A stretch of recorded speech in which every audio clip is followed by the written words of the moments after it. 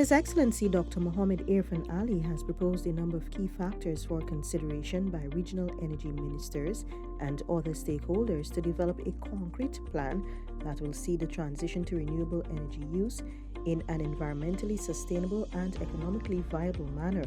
Dr. Ali was on Thursday addressing the International Solar Alliance, fourth meeting of the Regional Committee of the Latin America and Caribbean region, being hosted at the Arthur Chung Conference Center, Liliendal. To understand that the world is in transition. And transition means that there is a gap that needs to be filled. And what fills that gap is a question that we must answer. How do we fill that gap? What is the cost of filling the gap? What is the most sustainable way of filling that gap until the world can transition to the position we want it to be? Those are important elements of any discussion we must have. We must not fool ourselves that the transition is a cheap process. We have not mastered the technology, nor have we been able to demonstrate from a financial and economic model that any singular transition application is sustainable in the long run. There are many questions asked today about solar. Where is the supply of batteries coming from? What is the replacement cost of the batteries? What is the environmental damage in dumping those batteries? And how do we work on recycling those batteries? What will be those challenges when it comes before us? Let us use these forums to advance those discussions.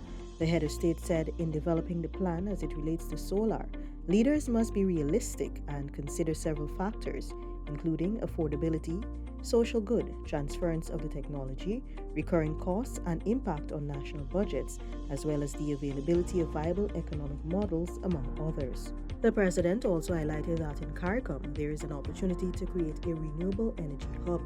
He said the renewable energy market in the community is worth some $16 billion, and to achieve its renewable energy target would require an investment of approximately $11 billion over the next 10 years.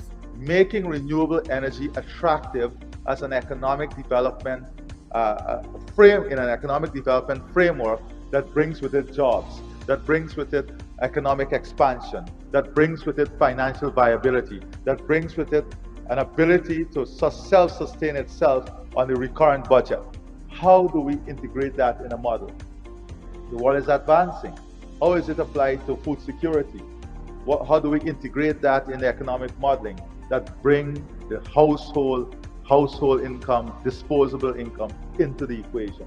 That is what I mean when we speak about an energy hub. Meanwhile, President Ali also called on the energy ministers to consider hydrogen as the renewable energy source of the future. We cannot have this conversation without putting hydrogen as a separate opportunity for the future and then examine that potential of hydrogen, because hydrogen is the future.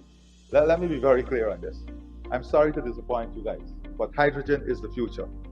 And we have to start designing a strategy that looks at green hydrogen and how that is formulated.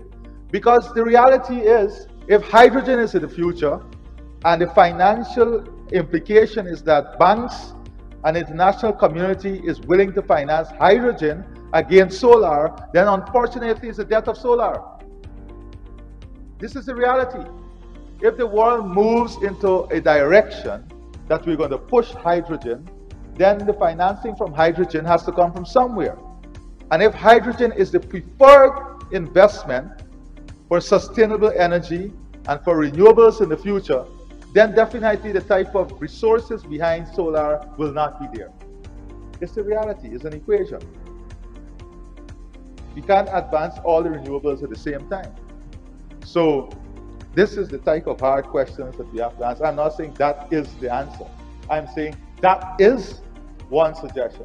As it relates to Guyana, the president said during his recent visit to the United States, following a meeting with the Energy Department there, it was decided that a technical team from Guyana would work along with the department to examine the Amila Falls hydropower project.